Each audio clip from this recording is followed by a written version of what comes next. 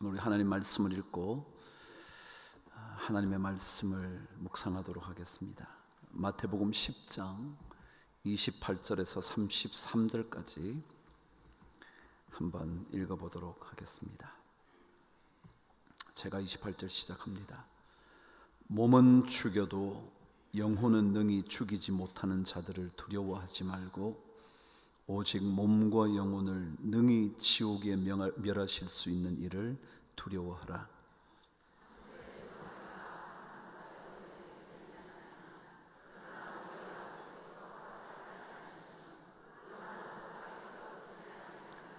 너희에게는 머리털까지 다 세신 바 되었으니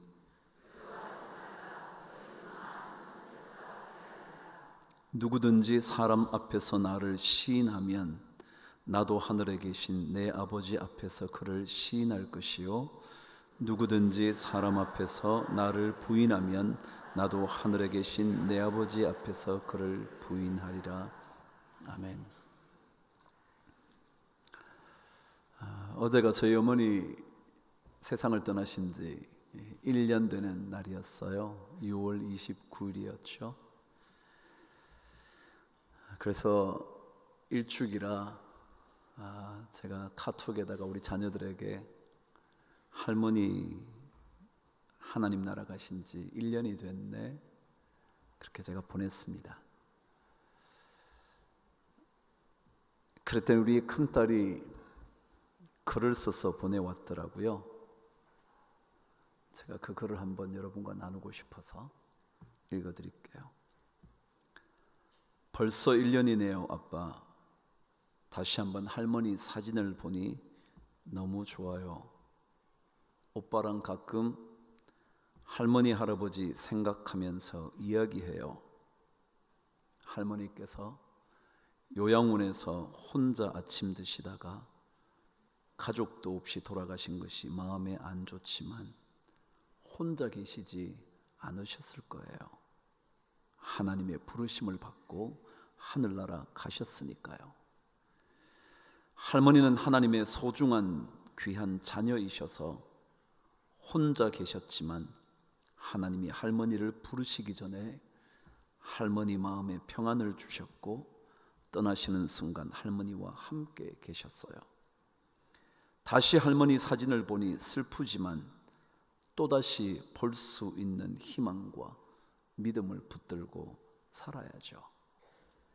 그리고 할머니가 믿음과 기도를 붙들고 사셨던 모습이 저에게는 정말 큰 힘이 되어요. 할머니가 아빠 얘기한 대로 그 조그만 시골에서 하나님의 말씀을 듣고 믿지 않았다면 아빠도 목회자가 안 될 수도 있었어요. 그렇게 생각하면 정말 할머니가 가족의 생명의 믿음의 궤적을 완전히 그리신 거예요. 두 할머니, 두 할아버지 다 하나님 믿고 사신 것은 우리 다음 세대의 큰 선물이에요. 우리 가족을 위해 예수님을 선택하신 것은 미래의 우리 모든 가족들의 갈 길을 완전히 바꾸어 놓으신 거거든요. 라고 편지를 보내왔더라고요.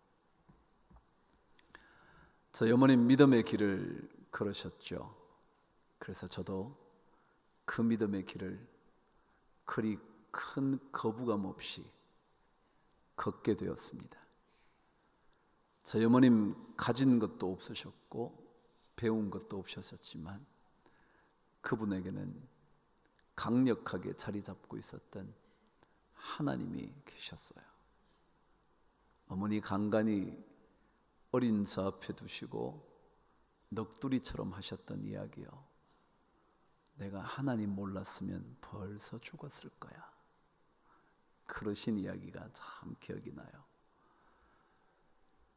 20대에 이미 남편을 잃어버린 시어머니를 모시고 사는 삶이라는 것, 그것도 거의 60-70년 가까이 시어머니를 모셨다고 생각하면 끔찍할 정도이지 않았을까요?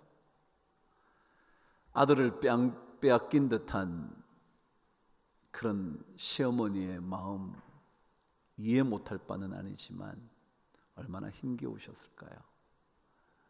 그럼에도 불구하고 예수 그리스도 그분이 우리 어머님 속에 계셔서 어머님이 믿음의 길을 잘 걸어서 저뿐만 아니라 저의 자녀들 세대까지 영향을 미치게 된 것 참 감사한 일이죠. 여러분 어떻게 생각하시나요? 하나님의 말씀이 여러분의 삶을 바꾸어 놓으실 수 있다고 믿나요? 정말 그러셔서 여기에 오셨나요? 시편 107편에 보면 그렇게 기록되어 있습니다. 그가 그의 말씀을 보내어 그들을 고치시고 위험한 지경에서 건지셨도다. 시편 107편은 하나님께서 우리의 삶의 고통 가운데 말씀을 보내셔서 우리를 고쳐주시고 위험한 지경에서 건져주셨대요. 진짜 우리가 믿음의 삶을 살면서 하나님의 말씀이 우리의 삶을 고치고 우리의 삶을 위험한 순간 지경에서 건져낼 것이라고 진짜 믿느냐? 이게 소중한 고백 아니겠습니까? 하나님은 우리를 고치실 수가 있습니다. 하나님은 우리를 건져내실 수 있습니다. 그분의 말씀에 붙들려 살면 우리는 그 말씀의 놀라운 능력을 체험할 수 있을 겁니다. 제가 어제 우리 사위가 보내준 찬송 얘기했었죠. 그 찬송의 한 가사는 이랬습니다. 나에게 말씀하여 주시옵소서. 당신은 나의 유일한 목소리입니다. 그렇게 적혀 있는 가사였어요. 다른 세상에 들을 것도 참 많지만 그것 듣고 도움받아 살 수 있는 길도 있겠지만 그러나 주님이 유일한 보이스라고, 목소리라고, 우리가 들어야 할 말씀이라고. 그럼 하나님의 말씀을 붙잡고 나면요, 진짜 그 말씀이 나를 고치실 것이라고 믿게 되면요, 우리 삶은 조금씩 말씀 따라 변화할 수 있게 돼요. 오늘 성경은 우리에게 말합니다. 만일 말씀을 붙잡으면 어떤 삶을 살게 되나 그 얘기를 하는 겁니다. 오늘 말씀 28절 여러분과 함께 읽겠습니다. 시작. 몸은 죽여도 영혼은 능히 죽이지 못하는 자들을 두려워하지 말고 오직 몸과 영혼을 능히 지옥에 멸하실 수 있는 이를 두려워하라. 이런 말씀에 붙들려 사는 사람들은요, 첫 번째, 두려워할 것이 무엇인지, 두려워하지 않아도 될 것이 무엇인지를 정확하게 알고 산다는 겁니다. 성경 말하죠. 몸은 죽일 수 있어도 영혼을 죽이지 못하는 자들은 두려워하지 마라. 여러분 어떠신가요? 여러분의 인생에 여러분을 죽일 것 같은 것들이 있으신가요? 어떤 사람 진짜 그러대요. 은행 잔고가 떨어지면 불안해진다고요. 그것이 마치 우리를 짓누를 것 같은 생각이 든대요. 뭐 그 정도 아닌 분들도 많이 계시겠지만 재정적으로 어려움을 겪으면 이것이 내 삶을 무너뜨릴 것 같다는 두려움을 갖는 사람이 참 많대요. 더더욱이 관계가 한번 비틀어지면 그 사람 때문에 굉장히 마음이 불편해진대요. 아니 어떨 때는요, 나를 떠나간 그 사람이 또 다른 한 그룹을 만들어서 자기를 공격하는 것 같으면 두려워 어쩔 줄 모른대요. 그런데 여러분, 말씀은 기록합니다. 비록 우리의 관계는 무너뜨릴 수 있을지 몰라도 영혼을 무너뜨리지는 그 사람을 두려워하지 말라고. 신앙은 그래서 두려워할 것이 무엇인지, 두려워하지 않아도 될 것이 무엇인지를 성경은 분명하게 가르쳐 줍니다. 엉뚱하게 두려움의 대상이 되지도 않는 것들을 가지고 두려움으로 삼고 살면 삶의 순간순간마다 두려움이 나의 인생 전체를 이끌어갑니다. 하나님이 우리를 지켜주시는데도, 하나님께서 나를 온전히 보호하시는데도 우리는 두려움에 사로잡혀 삽니다. 시편 121편을 여러분 잘 알지 않습니까? 여호와는 너를 지키시는 이시라. 여호와께서 내 오른편에 내 그늘이 되시나니 낮의 해가 너를 상치 아니하며 밤의 달도 너를 해치 아니하리로다. 여호와께서 너를 지켜 모든 환난을 면케하시며 또 너의 영혼을 지키시리로다. 여호와께서 너의 출입을 지금부터 영원까지 지키시리로다. 이것을 알고 나면 다른 게 별로 두렵지 않아요. 세상을 두려워할 게 별로 없어요. 세상의 그 어떤 것도 내 삶의 때때로 가장 절실하게 느껴지는 것조차 우리를 두렵게 할 수 없어요. 세상의 것들은 다 끝나는 거 아닌가요? 그것들은 다 언제인가 무력하게 사라지는 것 아닌가요? 그래서 여러분 이런 찬송 안 불러보셨나요?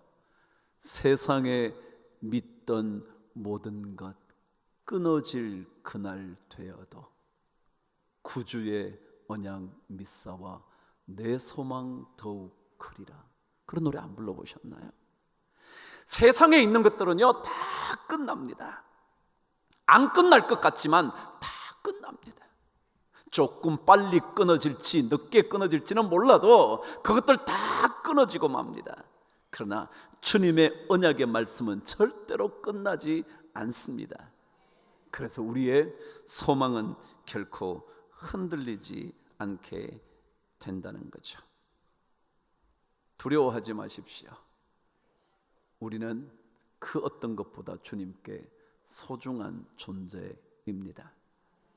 여러분 옛날에 혹시 송솔나무라고 우리 교회 왔었나요?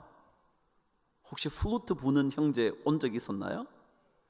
제 기억에는 온 것 같기도 해요. 왜냐하면 제가 그 형제를 코스타에서 만나서 제가 한번 불렀던 것 같거든요. 플루트 부는 친구예요. 이름이 송솔나무라는 형제였는데요. 이 형제의 얘기를 듣게 됐어요. 그 형제에게는 누나가 있었답니다. 송민이라는 누나였는데 참 똑똑하고 뭐든지 잘하는 누나였답니다. 가는 곳마다 누나 칭찬이 일색이었다는 거예요. 그래서 자기는 평생 민이 동생이야 라고 인생을 살았다는 거예요. 평생 누나가 너무 탁월하니까. 얘는 민이 동생이야. 송솔나무는 없고요. 늘 민이 동생이었다는 거예요. 그래서 어느 날 어릴 때였는데 엄마가 늘 누나를 칭찬하고 뭐 사람들도 그러니까 그 어린 마음에 상처가 돼서 하루는 화장실 가서 펑펑 울었다는 거예요. 왜 나는 누나처럼 똑똑하지 못해서 엄마에게 사랑도 못 받고 남들에게 칭찬도 못 받는 거야. 나는 실패자야. 그냥 어린 생각에 막 그게 사무쳐가지고 막 울고 있었대요, 화장실에서. 그런데 울고 있는데 어떤 소리 같은 게 들리더라는 거예요. 이렇게요. 야, 넌 실패작이 아니야. 너는 내 사랑하는 아들이야. 정말 내가 너를 사랑한단다. 내가 너에 관해서는 너의 어머니조차 알지 못하는 것까지 나는 다 알고 있어. 나는 내 머리카락까지 다 세고 있어. 내가 다 알아. 그러더라는 거예요. 내 머리카락까지 다 안다는 것 말씀인가요? 그냥 얘기인가요? 말씀이죠. 내가 너를 사랑한다고 말하는 게 그냥 얘기인가요? 하나님의 말씀인가요? 하나님의 말씀이죠. 근데 그 어린 아이가 그 말을 듣는데 갑자기 막 가슴이 뜨거워지더래. 그래서 울음을 거치고 나왔다는 거예요. 나와가지고 학교 쪽으로 걸어가는데 강당 쪽에서 막 음악 소리가 들리더라는 거예요. 이미 이 아이가 미국에 이민 갔을 때 얘기예요. 막 소리에서 강당에 들어가 보니까 무슨 말하자면 오케스트라를 하고 있더라는 거예요. 나도 자기도 모르게 그 안으로 자꾸 빨려들어가요. 그랬더니 지휘자가 보더니 너 왜 왔니? 그래서 그냥 음악 소리 듣고 왔어요. 그랬더니 여기 오라고. 너도 그럼 한번 해봐. 그러더래요. 그 미국 선생님이. 그러면서 플루트를 주더라는 거예요. 그래서 그때부터 플루트를 불기 시작했대요. 한 번도 자기는 플루트를 만져본 적도 없고 불어본 적도 없는데 몇 개월 하는 동안에 그 지휘자 선생님이 그 아이의 실력을 알아본 겁니다. 그래서 그 아이가 13살 때 줄리아드 대학 예비학교에 입학을 합니다. 오디션을 하는 날 학교에서 빌려준 플루트를 들고 갔다는 거예요. 그러니까 그 오디션을 하는 교수들이 보더니 너 그 플루트로 연주하려고 그러는 거야? 그럴 정도였대요. 그래서 그가 이렇게 대답했대요. 제가 가지고 올 수 있었던 것이 이것밖에 없었습니다. 13살짜리니까. 근데 놀랍게도 줄리아드 예비학교에 입학을 하고 장학금까지 다 받아서 입학이 됐대. 그러면서 자기가 여기까지 오게 된 것, 성공의 길까지 오게 된 것, 그게 전부 다 하나님 때문이었다. 그 하나님의 음성을 듣고 나니까 두렵지 않더라는 거예요. 다른 때 같으면 자기가 음악 하나도 모르는데 갑자기 그 오케스트라 반에 들어갔을 때 너 불 줄 알아? 그러면 자신감을 잃어서라도 대답 못하고 나왔을 텐데 거기에서 견딜 수 있었다. 하나님께서 그와 함께 하여 주셨어요. 그래서 그가 늘 잊지 않고 사는 것이 그거래요. 하나님께서 나의 성공을 가능하게 하셨다는 거예요. 하나님께서 정말 함께 하신다면 우리는 두려워할 것 없다는 거예요. 두려워할 필요도 없다는 거예요. 하나님께 진짜 나와 함께 계셔서 나를 돌보시는 분이기 때문에 그것을 가리켜 성경은 너의 머리털까지 세신 바 되었다고 표현하는 거예요. 여러분 한번 생각해 보십시다. 여러분 하나님이 우리 머리털을 세시려면 함께 계셔야 될까요? 없어야 될까요? 왜요? 제가 한번 그냥 얘기해 볼게요. 자, 오셔가지고 머리털을 세는 거예요. 하나, 둘, 세야 되니까. 그렇잖아요. 여러분 안 그러고 셀 수 있나요? 여러분 안 그러고 세실 수 있냐고요. 기계가 와가지고요 세도 와서 세야 되잖아요. 그냥 쫙 보고 몇 개 그럴 수 없잖아요. 자, 그래서 셌어요. 그만 끝이에요? 아니죠. 샤워하면 머리카락이 빠져. 그럼 하나님이 오셔가지고 샤워실에서 몇 가닥 빠졌는지 찾아야 돼. 그래서 몇 개 빠졌네. 그것만이에요? 자고 일어나면 베개 못해? 머리카락 빠져 또 세야 돼. 그것만이에요? 핏을 빗으면 또 빠져. 또 세야 돼. 나가서 머리 좀 만지면 또 빠져. 돌아다녀야 돼. 하나님이 늘 함께 계셔요. 제가 재미난 얘기로 했지만 하나님께서 우리와 함께 하시는 거예요. 머리털까지 세신 바 되었다는 말이 그런 말이에요. 세밀하게 나의 모든 움직임에 그분이 함께 계신다는 거예요. 그래야 여러분 머리카락 셀 수 있을 거 아니겠어요. 몇 가닥이 빠졌는지 또 세보면 여러분 머리카락도 빠지고 나잖아요. 그러니까 한 번으로 결정되는 게 아니에요. 계속해서.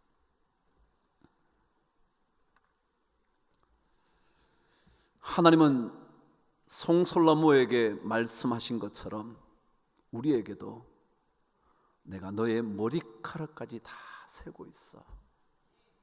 그러니까 너 두려워하지 마. 두려워하지 마. 그래서 성경은 함께 하시는 하나님이 계시기 때문에 두려워할 것이 무엇인지, 두려워하지 않아도 될 것이 무엇인지 가르쳐 주시면서 두려워하지 마라. 너희들이 이 참새보다 더 귀하지 않냐라고 말하시는 거예요. 그렇다면 무엇을 두려워해야 할까요? 오늘 성경 말하죠. 몸과 영혼을 다 멸하실 수 있는 그분을 두려워해라. 신앙은요, 결국 하나님이 두려운 줄 알고 사는 거예요. 그 하나님이 진짜 내 삶을 움직이는 어떠한 힘, 내 삶을 가로막기도 하시고 내 삶의 길을 열기도 하시고 나의 삶을 심지어 죽이실 수도 있고 살리실 수도 있는 분으로 두려워할 줄 아는 것. 결국 영혼이 하나님과 만나는 일이 훨씬 더 중요한 줄 알고 그것을 따라 살아가는 것. 문제는 영혼이거든요. 몸을 죽일 수 있는 것들은 고민할 필요 없어요. 때때로 질병이 우리를 고통스럽게도 여러분 고민할 거 없어요. 우리 몸이야 언제인가 말씀드린 대로 사라지는 거 아니에요? 저희 어머님이 세상을 떠나신 것처럼, 저희 아버님이 세상을 먼저 떠나신 것처럼 언젠가 우리 다 떠나갈 몸 아닌가요? 그러나 영혼은 죽지 않잖아요. 영혼까지 죽어버린다면 그냥 그렇게 살다 가면 되잖아요. 그러나 우리 영혼은 죽지 않아요. 죽지 않는 영혼을 살려놓아야지. 그 죽지 않는 영혼이 영혼을 만드신 하나님과 만나야지. 그렇지 않고는 우리 인생은 아무런 의미가 없는 거죠. 제가 오늘 2부 때 AA라는 그룹에 대하여 얘기했습니다.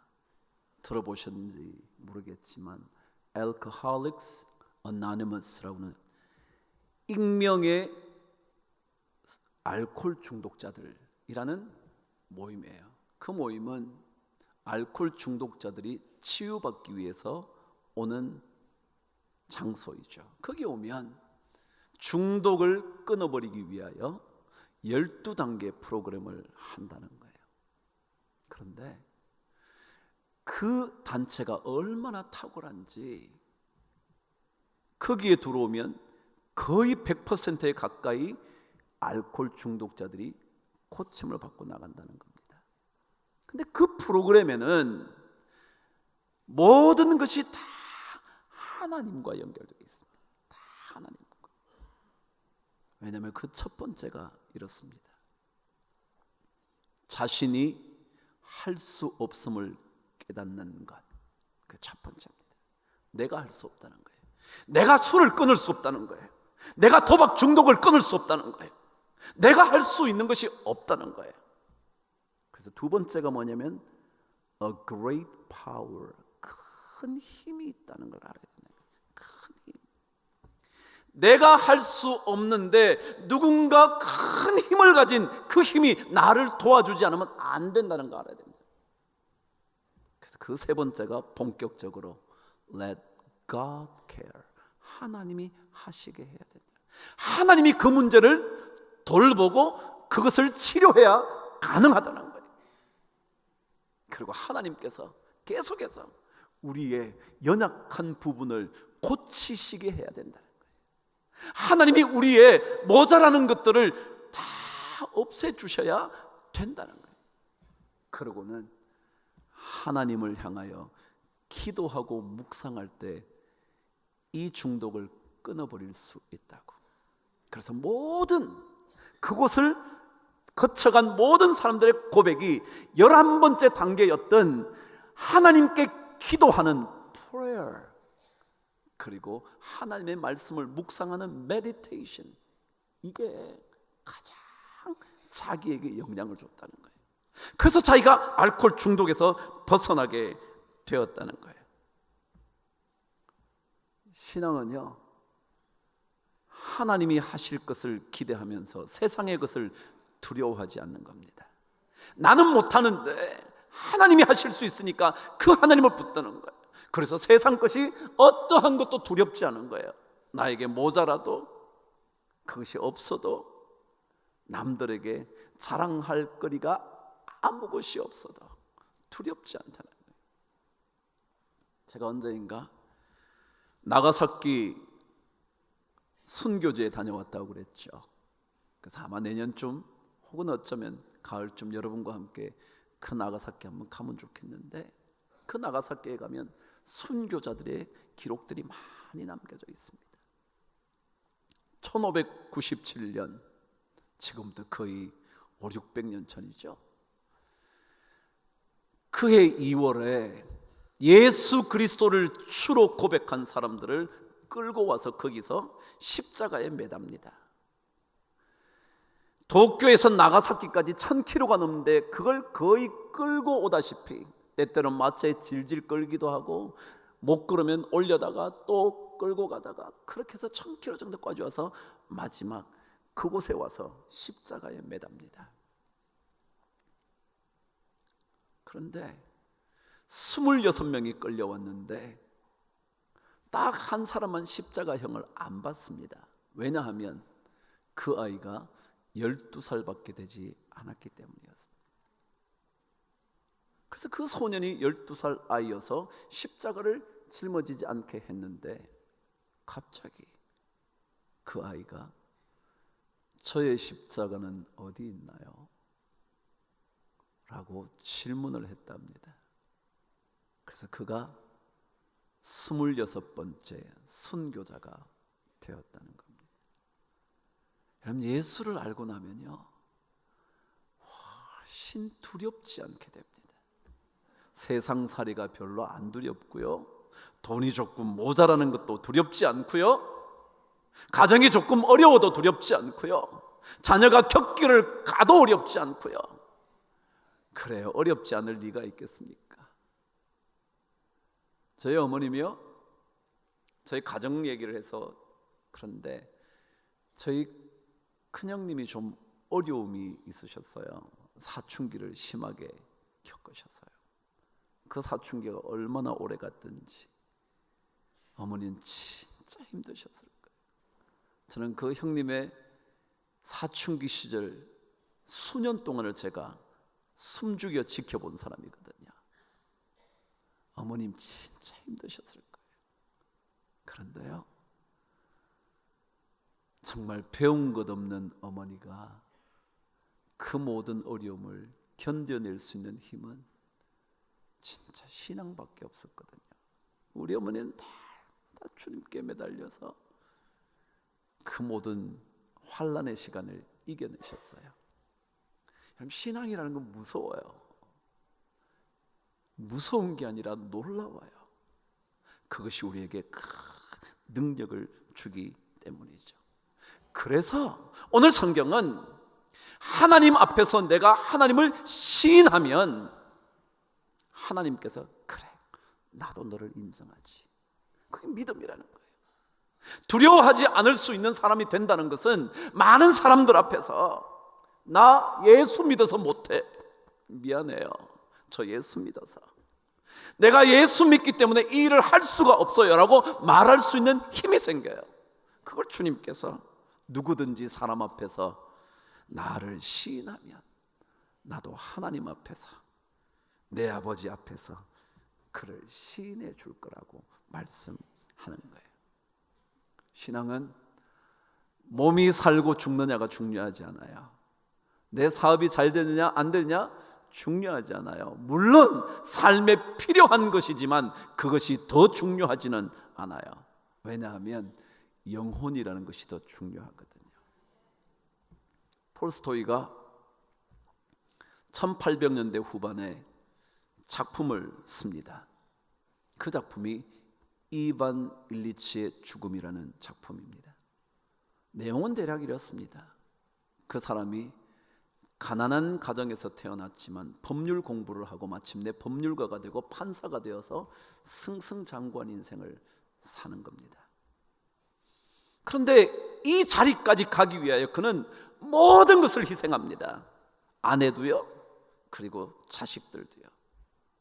그래서 성공은 했는데 가정에 들어오면 이 아버지를 냉대하는 겁니다. 그럴수록 그는 더 일에 몰두하기 시작을 합니다.